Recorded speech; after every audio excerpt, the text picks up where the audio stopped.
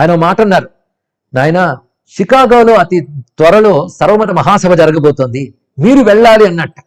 ఇప్పుడు వద్దునైనా, ఇప్పుడు ఏమీ ఆలోచించదు, ఎందుకంటే రామేశ్వరం వెళ్ళాలని మొక్కుకున్నాను, ముందు అక్కడికి వెళ్ళాలి, ఆ తర్వాత అన్నీ ఆలోచిస్తానన్నాడు ఆయన. ఆ తర్వాత ఆయన ప్రయాణం చేసి వస్తూ గోవా చేరుకున్నారు.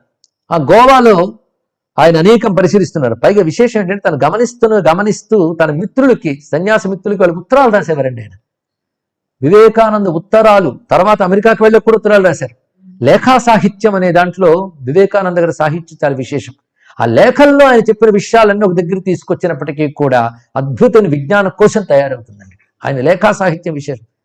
ఈ ప్రవచనాలు విని ఎవరికైనా స్ఫూర్తికరవన్నీ పరిశీలించాలండి. ఇక్కడ ఆ లేఖా సాహిత్యంలో ఆయన చెప్పిన వాటిల్లో కొన్ని చోట్ల సచ్చిదానందాన్ని సంతకం చేసేవారు. అంటే వివిధిషానంద అని పేరు, సచ్చిదానందాన్ని సంతకం కూడా ఉండేది. ఎందుకంటే నామాభిమానం వాళ్ళకు ఉండదు కనుక ఇలా ఉండేది, ఏదో వ్యవహారం కోసం. ఆ సమయంలో ఆయన మైసూరు చేరుకున్నారు.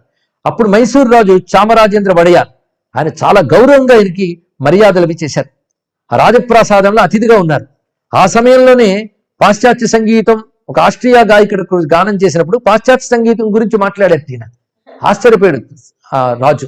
కొంతకాలం ఆయన ఉన్నారు. అంతేకాదు ఈయన చెప్తున్న మాటలు ముగ్ధులై, మీ మాటలు రికార్డ్ చేసి భద్రపరచాలి అన్నారు. ఆ రోజుల్లోని టెక్నాలజీలో ఫోనోగ్రామ్ ద్వారా మొట్టమొదటిగా మైసూరు రాజే స్వామీజీ మాటల్ని ధ్వనిముద్రణ చేసి ఉంచారండి. మొట్టమొదటి రికార్డ్ అయింది ఆయన మాట.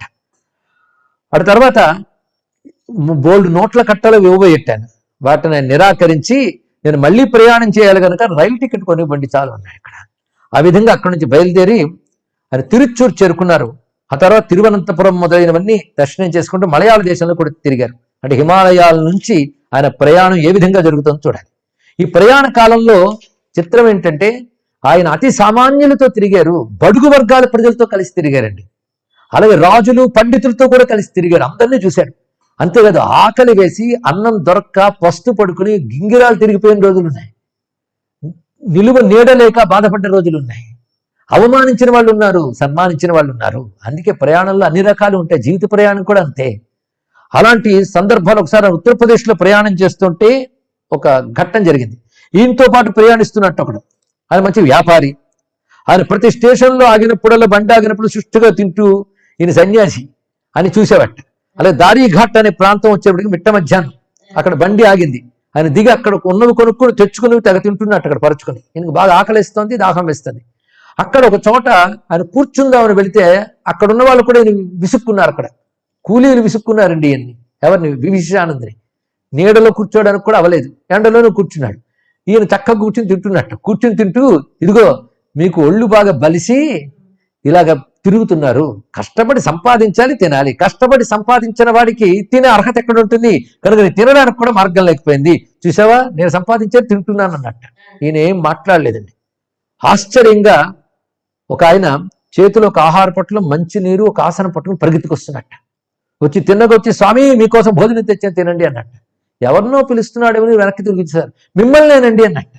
నీతో నాకు అసలు పరిచయమే లేదే, నువ్వెవరివి, నాకు తీసుకొస్తున్నాను ఎలా నమ్మను అంటే.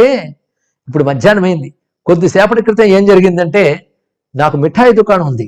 ఆ మిఠాయి దుకాణంలో మధ్యాహ్నం భోజనం అయిన తర్వాత నాకు అలవాటు ప్రకారం కాస్త కొనుక్కు తీశాను. ఆ కొనుక్కులో నాకు రాముడు కనబడ్డాడు కల్లో. కనబడి, నా కుమారుడు 2 రోజులకు పస్తయి ఉన్నాడయ్యా, వాడు ప్రస్తుతం అక్కడ రైల్వే స్టేషన్లో ఫలానా చోట ఉంటాడు, నువ్వు పూరీలు మిఠాయిలను తీసుకుని ఆయన దగ్గరికి వెళ్ళు, ఆ రైలు నిలయాలకు వెళ్ళు, అక్కడ ఆయనకి ఇవ్వు అని. నేను వెంటనే లేచాను, ఏదో భ్రాంతి అనుకుని మళ్ళీ పడుకున్నాను. మళ్ళీ పడుకుంటే గట్టిగా తట్టి లేపి, ఏంటి ఆలస్యం చేస్తున్నావు అని గద్దించన్నాడు. వెంటనే నేను పరిగెత్తుకొచ్చాను.